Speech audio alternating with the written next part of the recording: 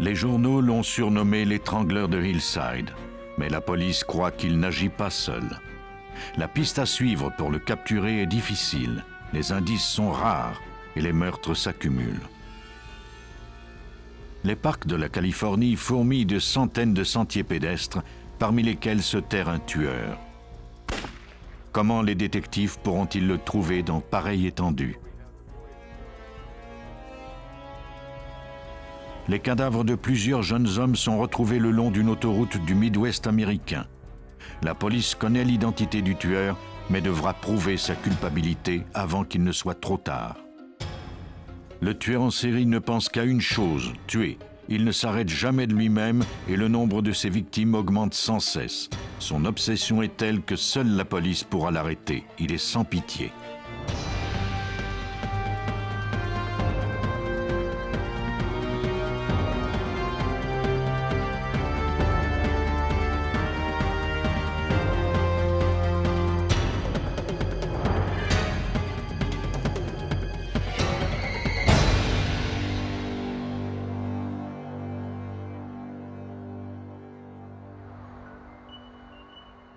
Le jour de l'Halloween 1977.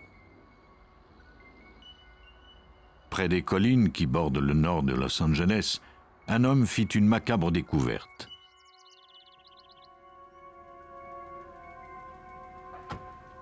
Le corps d'une femme nue gisait devant sa maison. Après avoir recouvert le cadavre d'une toile pour le dérober à la vue de ses enfants, il alerta la police.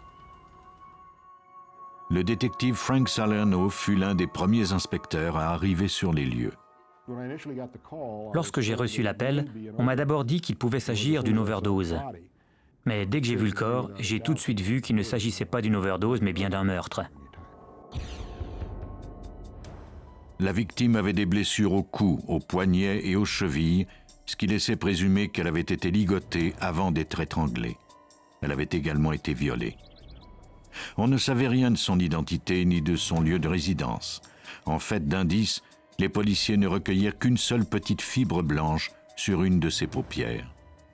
Ce n'était pas grand-chose, mais pour le moment, c'était tout ce dont ils disposaient.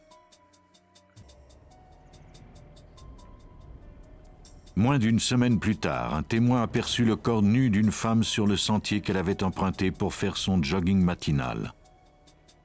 Ce meurtre n'était pas sans rappeler le premier. Tout comme la première victime, elle avait été violée, étranglée, et son corps avait été abandonné à la vue de tous. Le meurtrier avait même pris soin de le laisser sur un plan légèrement incliné.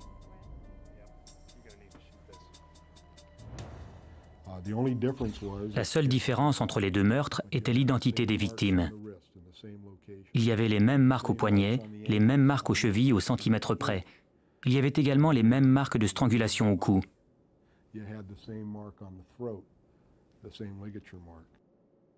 Nous avons immédiatement conclu qu'il s'agissait du même ou des mêmes auteurs. Les meurtres ne s'arrêtèrent pas là. Les médias ignoraient que la police était à la recherche de deux suspects et ils surnommèrent le meurtrier l'étrangleur de Hillside. Le 20 novembre, un garçon de 9 ans qui jouait au ballon près de chez lui aperçut ce qu'il croyait être deux mannequins. Il s'approcha et découvrit qu'il ne s'agissait pas de mannequins. On avait signalé la disparition de Dolores Cepeda et de Sonia Johnson une semaine plus tôt. Elles avaient à peine 15 ans. Leur meurtre ressemblait en tout point aux deux autres meurtres attribués à l'étrangleur. Cependant, dans ce cas-ci, il y avait eu un témoin. Un garçon avait aperçu les jeunes filles le jour de leur disparition. Elles étaient descendues de l'autobus et un homme était sorti de sa voiture et les avait abordées. Le garçon n'avait pas pu voir le visage de l'homme, mais il se rappelait que la voiture était une berline d'une bonne taille. La directrice de l'école que fréquentaient les jeunes filles les connaissait très bien et elle était convaincue qu'elle n'aurait jamais suivi un inconnu, à moins que ce dernier ne démontre qu'il travaillait pour la police. Les médias avaient énormément parlé de l'étrangleur de Hillside et tous les élèves étaient sur le qui-vive. Le 28 novembre, pendant la fête du Thanksgiving, l'étrangleur de Hillside ne s'offrit pas de répit. Les parents de Lauren Wagner furent pris de panique lorsqu'ils constatèrent que leur fille n'était pas rentrée à la maison la veille au soir. Ils furent d'autant plus inquiets lorsqu'ils s'aperçurent que son auto était pourtant garée devant. Que s'était-il donc passé après son retour? Un voisin déclara avoir aperçu Lauren garer sa voiture vers 21 heures. Elle avait été suivie par une autre voiture. 2 hommes en étaient sortis et l'avaient abordée. Selon le voisin, les 2 hommes ne semblaient cependant pas être des policiers. Lauren était montée à bord de leur voiture et ils étaient partis tous les 3. Son corps fut retrouvé le lendemain.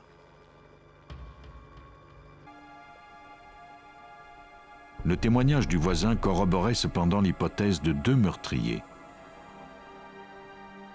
Il était également possible qu'ils se fassent parfois passer pour des policiers. 6 semaines plus tard, on découvrit le corps d'une prostituée de 18 ans. Les meurtriers semblaient narguer la police. Ils avaient abandonné le corps sur le flanc d'une colline avec l'hôtel de ville pour toile de fond. C'était comme s'ils voulaient nous dire qu'ils n'avaient pas abandonné. Ils agissaient en toute impunité. Ils pouvaient faire ce qu'ils voulaient quand ils le voulaient. Les détectives apprirent bientôt que la prostituée s'était rendue à un appartement ce soir-là. Ils y trouvèrent des empreintes qui appartenaient peut-être à l'un des meurtriers. Malheureusement, ces empreintes n'étaient pas répertoriées dans leur base de données. Puis, les meurtres cessèrent aussi soudainement qu'ils avaient commencé. Il était impossible de poursuivre l'enquête avec si peu d'indices. La seule alternative était d'attendre.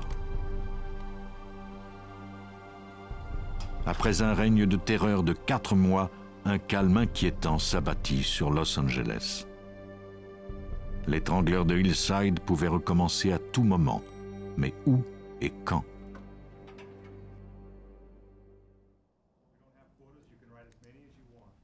En janvier 1979, à Bellingham, dans l'État de Washington, un homme signala la disparition de sa petite amie et de la jeune femme qui partageait son appartement.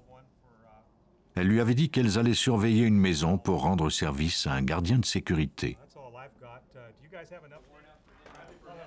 Les détectives se rendirent à l'appartement des 2 jeunes femmes. Dès son arrivée, Terry Mangan, le chef de police de Bellingham, sut que Diane Wilder et Karen Mandick couraient un grand danger. Nous avons compris tout de suite que quelque chose d'anormal était arrivé.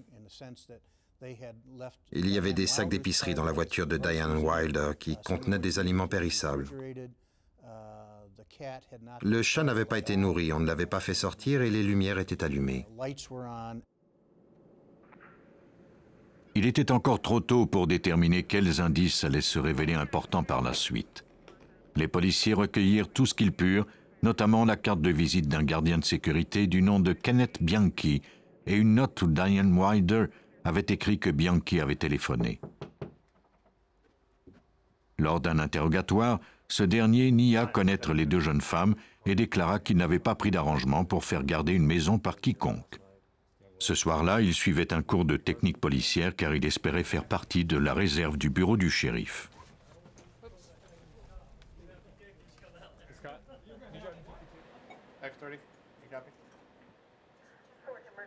Quelques heures plus tard, les policiers reçurent l'appel qu'ils redoutaient. Quelqu'un avait aperçu une voiture abandonnée près d'un chantier de construction désert. À l'intérieur se trouvaient les cadavres de Diane Wilder et de Karen Mandick. Elles avaient été étranglées. Elles avaient vraisemblablement été tuées à un autre endroit. Celui qui les avait abandonnées sur le chantier avait pris soin de bien essuyer la voiture. Il n'avait laissé aucune empreinte digitale. Diane Wilder and Karen Mandick, both of them Western Washington students. L'expert Bob Knudson de la police de Bellingham examina la scène. Notre première impression, c'était qu'il ne s'agissait pas d'un amateur. Il avait déjà tué. Mais les meurtriers d'expérience ne sont pas infaillibles.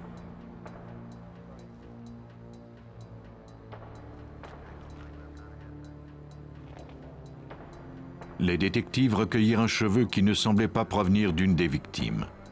Ils espéraient qu'il appartenait au suspect.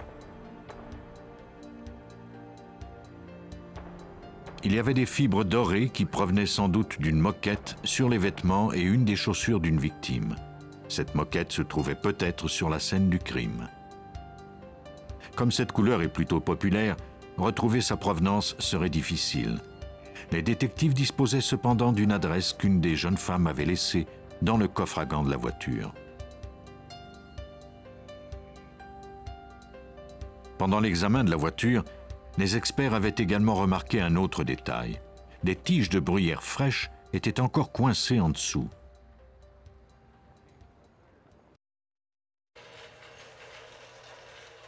Les policiers remorquèrent la voiture à la fourrière pour l'examiner plus attentivement. Sur le réservoir à essence, ils remarquèrent des marques récentes. Le meurtrier avait peut-être éraillé le dessous du véhicule et le réservoir sur une pierre lorsqu'il avait placé les deux cadavres dans le coffre arrière.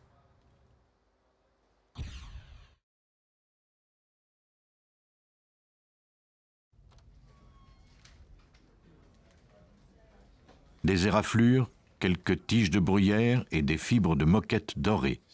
Tous les éléments de l'intrigue étaient là. Mais que signifiait-il exactement? Les policiers se rendirent à l'adresse trouvée dans la voiture. Il s'agissait d'une maison vide. Par la fenêtre, on pouvait voir que la moquette était dorée. Ils téléphonèrent à l'entreprise de sécurité qui était chargée de sa surveillance et découvrirent qu'il s'agissait de l'entreprise pour laquelle Kenneth Bianchi travaillait.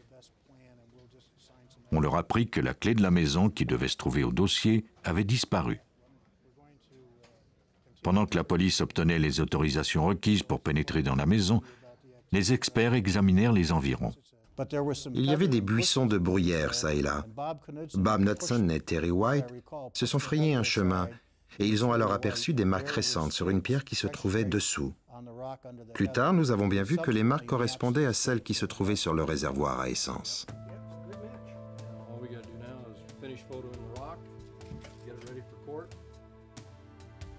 À l'intérieur de la maison, les détectives recueillirent les cheveux de 3 personnes différentes. 2 d'entre eux étaient identiques à ceux des victimes.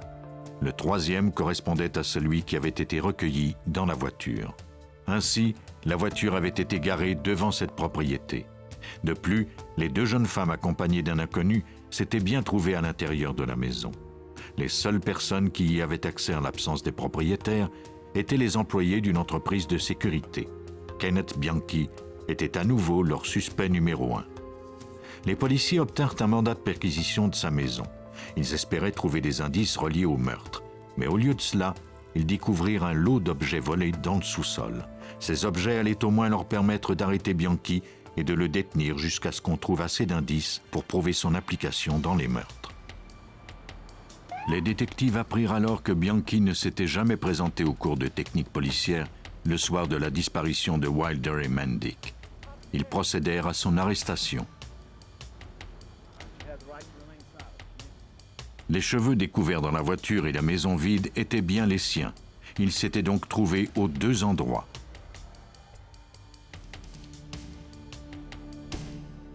Les détectives étaient convaincus d'avoir arrêté l'auteur des 2 meurtres. Ils ignoraient cependant que Bianchi en avait peut-être commis quelques autres auparavant. Ils découvrirent chez lui un permis de conduire de la Californie et téléphonèrent à la police de Los Angeles pour vérifier s'il avait un casier judiciaire. Le détective qui leur répondit avait fait partie de l'escouade spéciale de l'étrangleur de Hillside et il remarqua immédiatement plusieurs ressemblances troublantes. C'était le téléphone que le détective Frank Salerno attendait depuis 2 ans.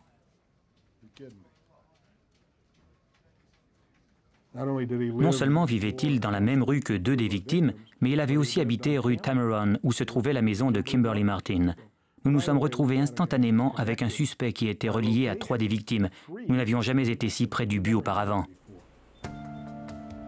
Le cheveu recueilli dans la voiture de l'État de Washington ressemblait en tout point aux cheveux découverts sur 2 des victimes de Hillside à Los Angeles. Les empreintes de Bianchi correspondaient également aux empreintes recueillies lors du meurtre de la prostituée.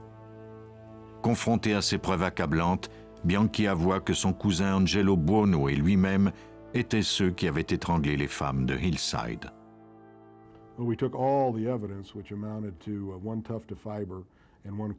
Nous avons réuni tous nos indices, qui n'étaient en fait que quelques fibres, et nous avons perquisitionné la maison et l'atelier d'Angelo Buono. Les experts y recueillirent des fibres identiques à celles qui avaient été découvertes sur 2 des victimes.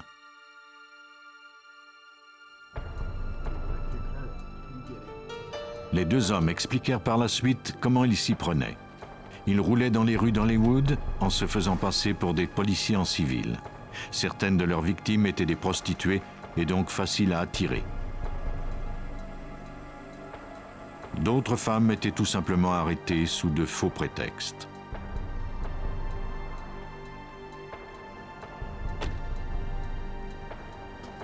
Une fois en voiture, elles étaient menottées puis conduites à l'atelier de Buono où les 2 hommes les ligotaient et les violaient avant de les étrangler.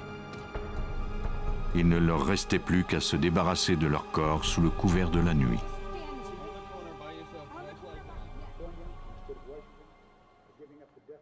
How does a defendant plead to count 1 of the information? Guilty, Your Honor. How does a defendant plead to count 2 of the information? Guilty. Bianchi plaida coupable à 2 meurtres au premier degré dans l'État de Washington et avoua avoir commis 10 meurtres en Californie. Tout comme son cousin Angelo Buono, il fut condamné à la prison à vie sans possibilité de libération conditionnelle. On associe généralement violence et meurtres crapuleux aux grandes villes. Malheureusement, les tueurs en série se trouvent partout.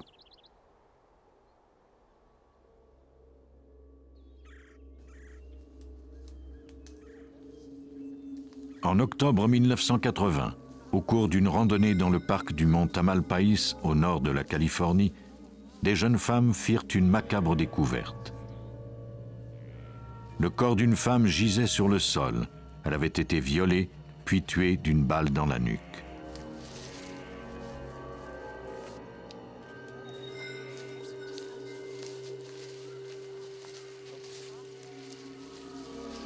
Les policiers examinèrent la scène du crime.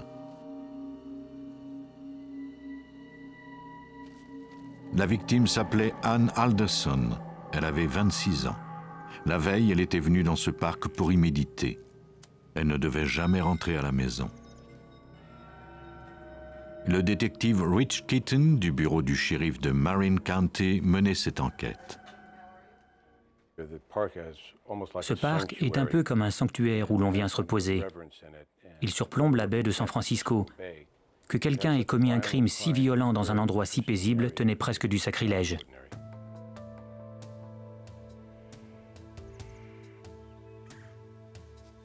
Il n'y avait pas beaucoup d'indices sur la scène du crime. On recueillit cependant des traces de sperme. Les projectiles prélevés sur le corps de la victime furent envoyés au laboratoire de Santa Rosa.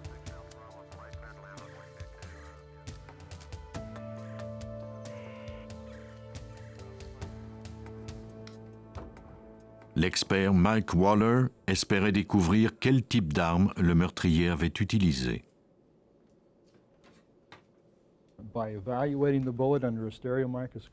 On peut examiner une balle sous un stéréoscope comme celui-ci, et en évaluant certaines caractéristiques et en la mesurant, on peut déterminer le modèle de l'arme et parfois même la marque.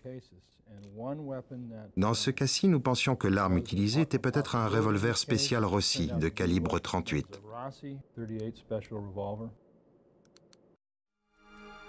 Un mois après le meurtre, des détectives recherchaient 2 femmes portées disparues sur les sentiers du parc de Point Rise à Marin County, lorsqu'ils firent une découverte inattendue.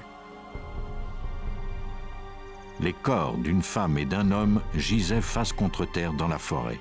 Ils avaient été tués à l'aide d'une arme à feu. Les policiers qui examinèrent la scène ne remarquèrent aucune empreinte de pas, aucun cheveu ni fibre. Il n'y avait que quelques balles.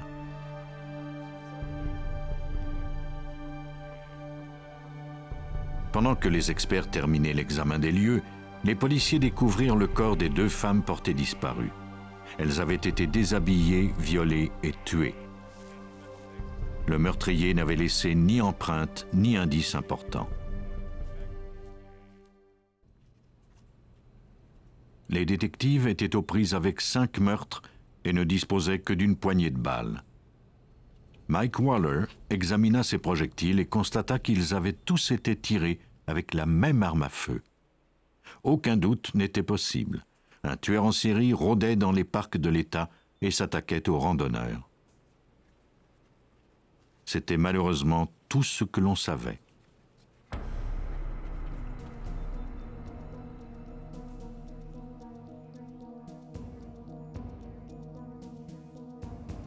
Les médias le surnommèrent Trailside Killer, le tueur des sentiers. Il était de plus en plus évident que le tueur n'en resterait pas là. Mais comment le retrouver? Il était très rusé et semblait planifier ses meurtres avec soin.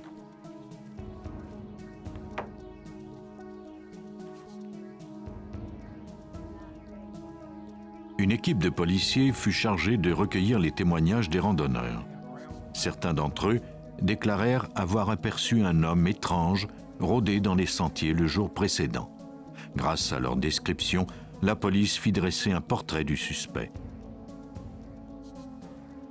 Pendant ce temps, des experts dressaient un profil psychologique du tueur.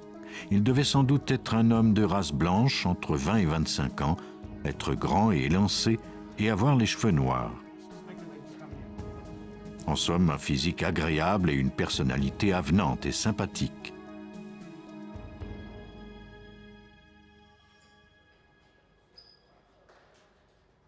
Une fois le portrait terminé, il fut distribué partout au pays. La police fit poser des affiches dans tous les parcs d'État et dépêcha des agents civils pour surveiller les sentiers. On demanda également l'aide du FBI.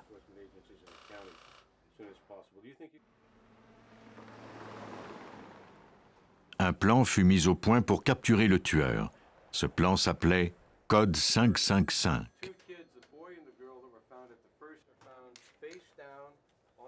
Il consistait à dresser des barrages sur toutes les routes du comté dès qu'un nouveau meurtre serait signalé. Cela n'empêcherait évidemment pas un nouveau meurtre d'être commis, mais il n'y avait pas d'autre alternative pour appréhender le suspect. Il fallait faire quelque chose.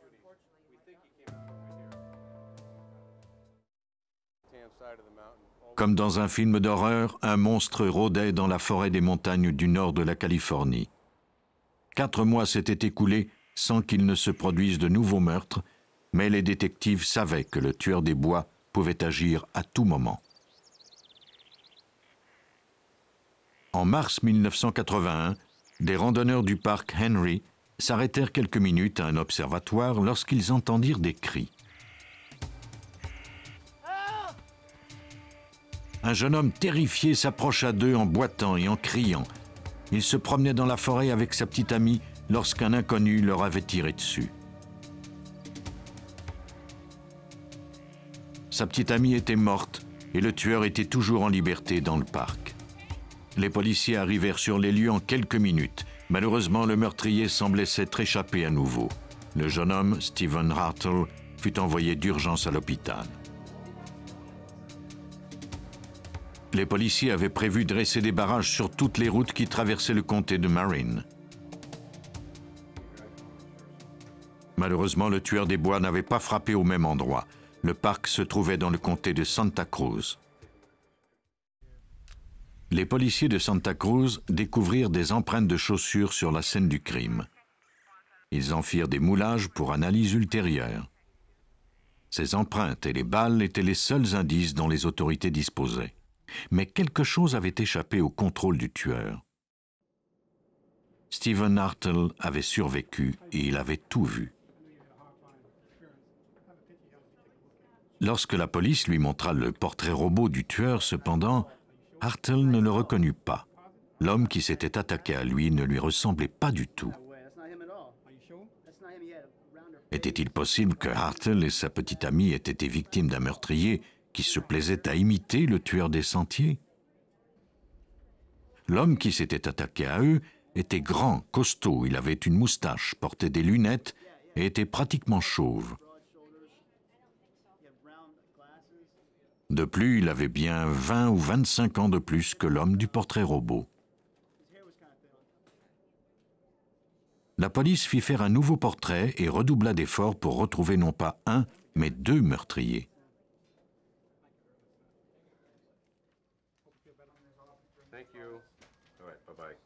C'est alors que le détective Keaton reçut l'appel qui allait enfin le remettre sur la bonne piste. Le service balistique avait comparé les balles du comté de Santa Cruz à celles de Marin et constaté qu'elles avaient été tirées par la même arme à feu. Il n'y avait pas de jeune homme. La police avait perdu son temps à mettre au point le portrait robot du premier suspect et s'était trompée sur son apparence. Il fallait maintenant concentrer ses efforts sur la description qu'on avait faite Hartle.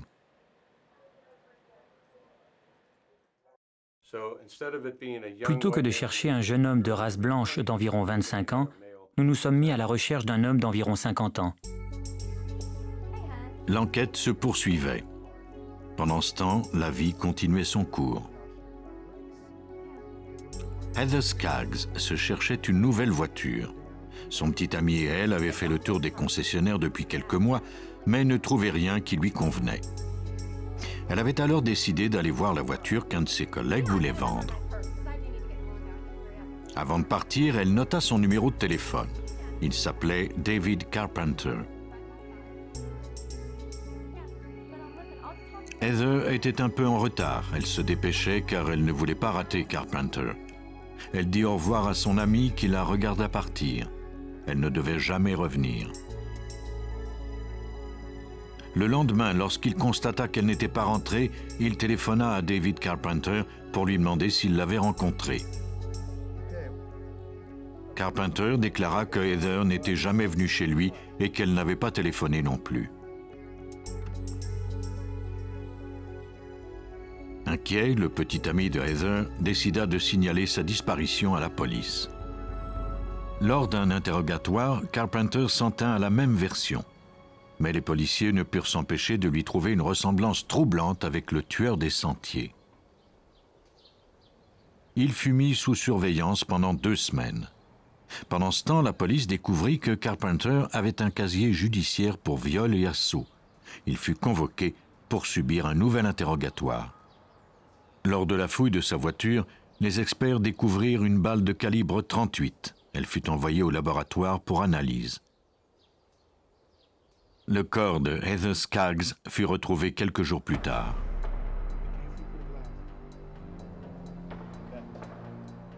Une fois sorti de l'hôpital, Stephen Hartle fut convoqué au poste de police pour participer à une séance d'identification.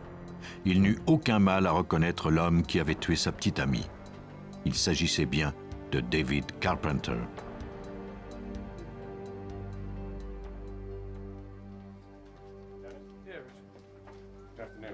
Les détectives avaient enfin arrêté le tueur. Il n'y aurait plus de meurtre dans les parcs de l'État. Mais pour conclure l'enquête, il faudrait trouver l'arme du crime.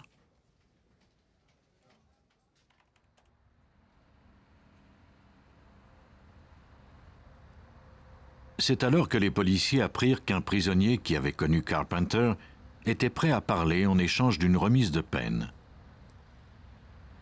Il leur révéla qu'il trouverait l'arme de Carpenter sous un tas de décombres dans un terrain vague de San Francisco.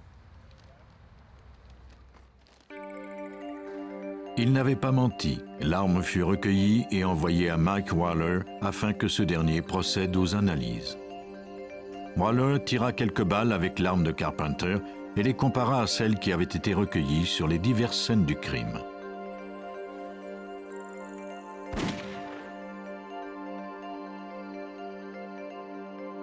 Il n'y avait pas de doute. Les balles étaient parfaitement identiques. Elles avaient toutes été tirées avec la même arme, celle qui avait fait 7 victimes.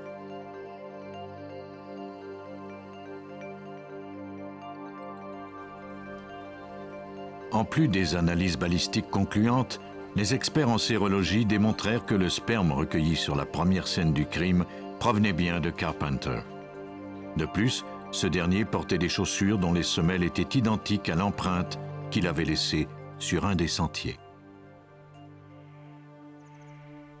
David Carpenter n'avait pas de difficulté à trouver ses victimes. Il gravissait une montagne et surveillait les randonneurs solitaires. Sachant dans quelle direction ils allaient, il pouvait aisément les surprendre. Ensuite, il les exécutait d'une balle dans la nuque. Il fut jugé coupable de 7 meurtres au premier degré et de 3 viols. Il reçut 2 condamnations à la peine de mort.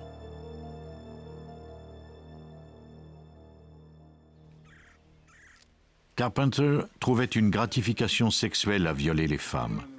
Lorsqu'il tuait un homme, c'était parce que ce dernier se trouvait au mauvais endroit, au mauvais moment. La plupart des tueurs en série sont des hommes, mais ils ne s'attaquent pas toujours au sexe opposé.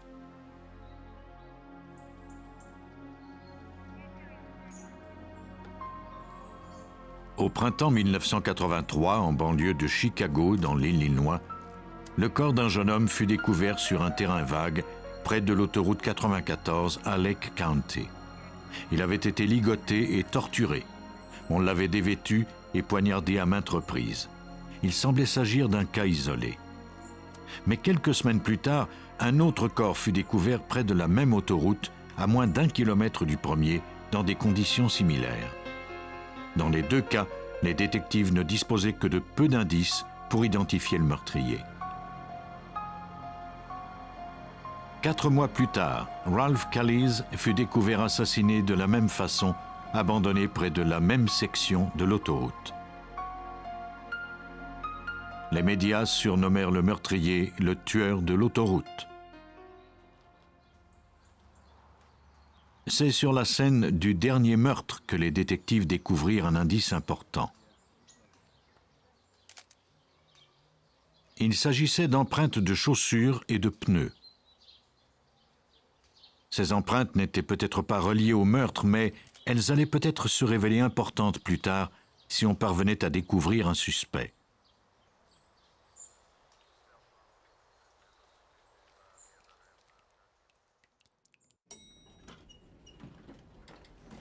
Le détective Dan Collin était convaincu qu'il allait tuer à nouveau. Lorsque nous avons découvert la 3e victime en août, Ralph Callies, nous avons compris que nous avions affaire à un tueur en série qui sévissait dans le nord de Chicago. Comme les tueurs en série ont l'habitude de se déplacer pour éviter d'être repérés, Collin avisa les comtés voisins. Un détective de l'Indiana fut troublé par la description des victimes de Lake County. Il était déjà aux prises avec 9 meurtres identiques qui n'avaient jamais été résolus. Les victimes avaient toutes été poignardées de la même façon et abandonnées près d'autoroutes.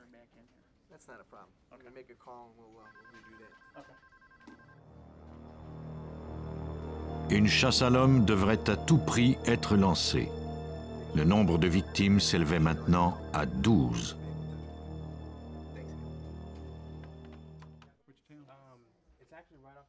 Les services de police de l'Indiana et de l'Illinois mirent leurs ressources en commun. La police de l'Indiana disposait déjà d'un suspect. Il s'appelait Larry Eyler et avait déjà été arrêté pour un meurtre similaire. Il avait été acquitté, faute de preuves.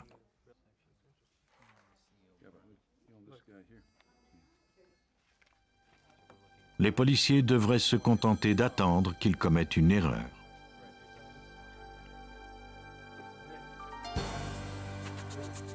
La police de l'Illinois avait fait des moulages des empreintes de pneus et de semelles de la dernière scène du crime.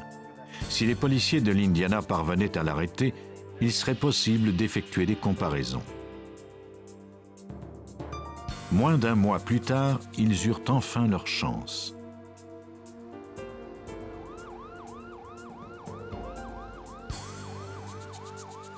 Le 30 septembre 1983, un patrouilleur de l'Indiana s'arrêta pour interroger 2 hommes dans un pick-up garé sur le bord d'un chemin près de l'autoroute 65. Le conducteur déclara qu'il s'était arrêté pour faire une pause. Le policier effectua les vérifications d'usage. Le conducteur s'appelait Larry Eyler. Lorsque le policier a téléphoné pour vérifier le nom, Le téléphoniste s'en est souvenu et il a appelé le sergent détective de la police d'État de l'Indiana. Ce dernier lui a tout de suite dit d'arrêter Larry et de le conduire au poste de Lowell pour un interrogatoire. Il y avait une paire de bottes dans le pick-up de Hyler, un couteau ainsi qu'un sac de cordes. Il semblait bien que la police ait arrêté le tueur de l'autoroute juste à temps. Hyler fut mis en détention provisoire et soumis à une séance d'interrogation pendant toute une journée. Il conserva son calme et nia être impliqué dans les meurtres. Pendant que des détectives le questionnaient, d'autres policiers s'affairaient à réunir des preuves à partir des objets saisis lors de son arrestation. Au laboratoire judiciaire, des experts examinaient les indices. On avait enlevé les pneus du pick-up de Larry Hyler et on en avait tiré des empreintes pour les comparer au moulage des empreintes recueillies sur la dernière scène du crime. Quelques jours plus tard, ils reçurent leurs résultats. Les empreintes de pneus correspondaient parfaitement à celles des pneus de Hyler. De même, les empreintes de semelles étaient identiques à celles des bottes réquisitionnées dans son véhicule. Le suspect s'était bien trouvé sur la scène du crime et la police pouvait maintenant en faire la preuve. Mais ces empreintes ne prouvaient pas cependant, hors de tout doute, qu'il avait tué Ralph Kalisz. Heureusement, la preuve se cachait parmi les indices recueillis lors de l'arrestation de Larry Hyler. Il y avait encore des traces de sang séché sur les semelles de ses bottes et ce sang correspondait à celui de Ralph Kalisz.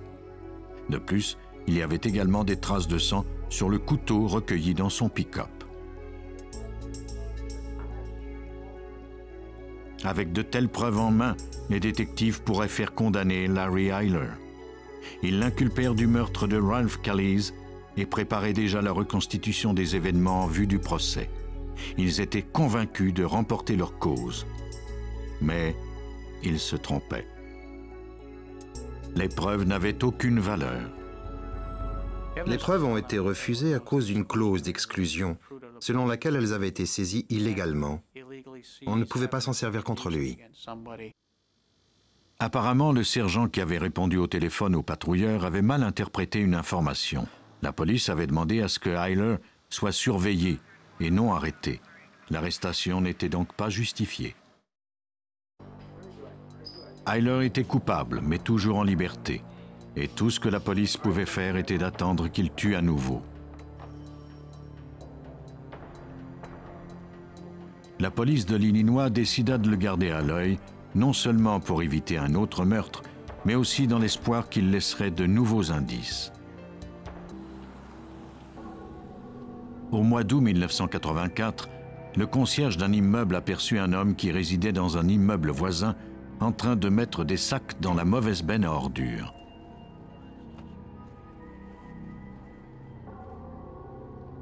Ce n'était pas la première fois que cela se produisait. Le concierge décida donc de retirer les sacs et de les mettre dans la benne à ordures de l'immeuble voisin. Il fut confronté à l'horreur. En soulevant le sac, celui-ci se déchira et une jambe perça la pellicule de plastique. Lorsque les policiers se rendirent sur les lieux, ils reconnurent l'immeuble voisin. C'était là où Hyler vivait. Les sacs à ordures contenaient le corps dépecé de Danny Bridges. Bien que ce meurtre ne ressemblait en rien à ceux du tueur de l'autoroute, les détectives étaient convaincus qu'Hyler en était l'auteur. Les sacs à ordures furent envoyés au laboratoire judiciaire du service de police de Chicago, où ils furent examinés par l'expert James Doran. Nous avons porté une attention particulière aux sacs de plastique dans lesquels se trouvaient les membres de la victime. Nous espérions en fait découvrir des empreintes sur le sac qui nous permettraient de prouver l'implication d'un suspect.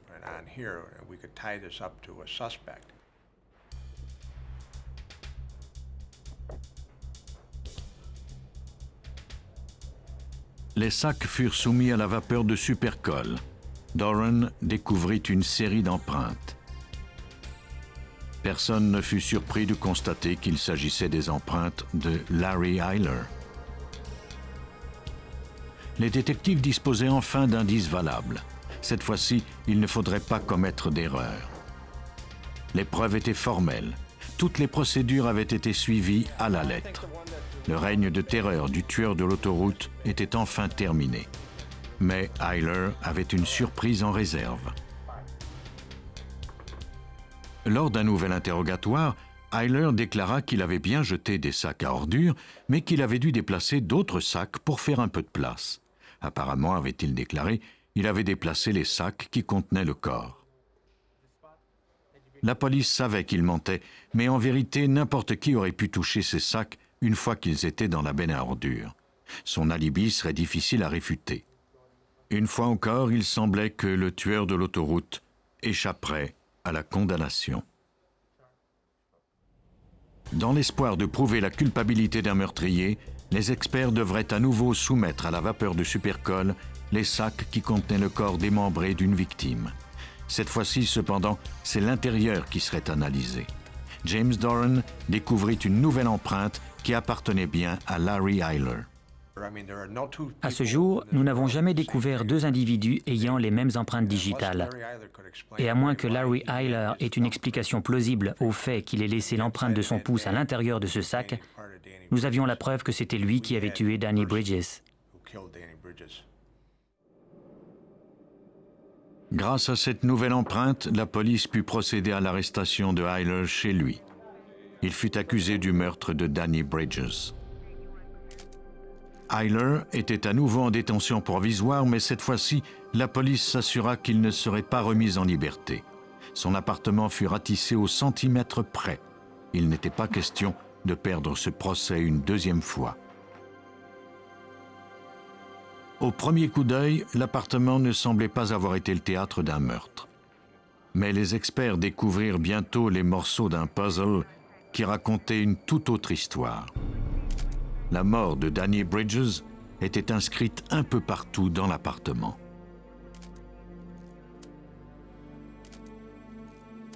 Il y avait des traces de sang sur un poinçon recueilli dans la chambre à coucher.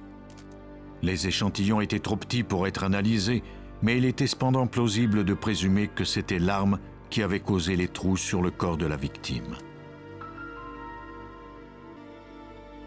Pour un appartement où un crime de cette violence s'était produit, les détectives étaient surpris de trouver si peu de traces de sang.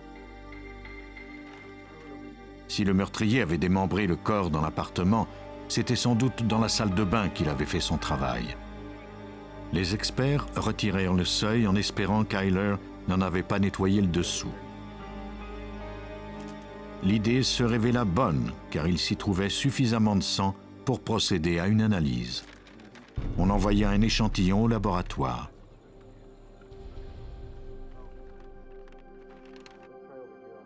Il ne restait plus qu'à procéder à une dernière analyse.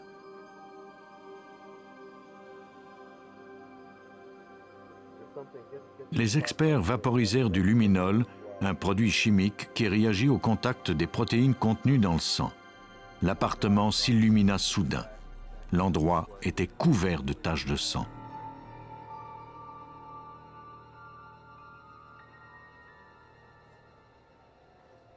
L'analyste Marion Caporusso était chargée d'analyser les indices sur la scène du crime.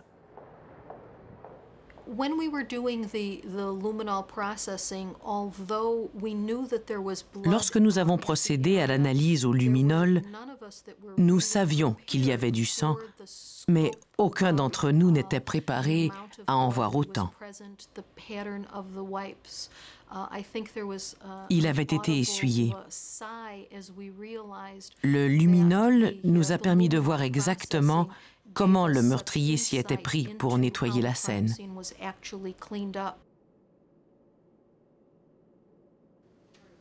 Les échantillons de sang furent analysés afin de vérifier s'il s'agissait bien de celui de Danny Bridges ou si une autre victime avait été tuée à cet endroit.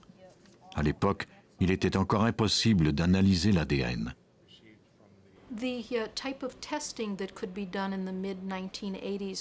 Au milieu des années 80, nous en étions aux analyses des marqueurs génétiques.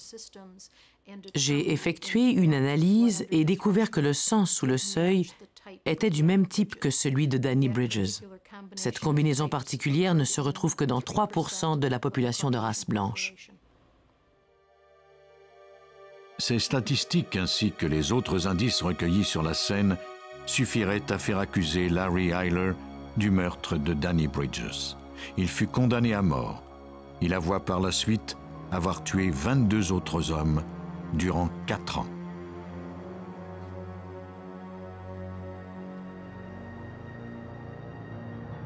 Le 21 août 1984, il avait ramassé Danny Bridges devant un bar. Plutôt que de le conduire dans un endroit isolé comme il le faisait d'habitude, il l'avait ramené chez lui. Après l'avoir ligoté, il l'avait torturé et poignardé. Il avait ensuite traîné le corps du jeune homme jusqu'à sa baignoire, où il l'avait découpé en morceaux pour s'en débarrasser, puis avait nettoyé les taches de sang dans son appartement. Il ignorait que sa culpabilité laissait des traces qu'il ne pourrait jamais effacer.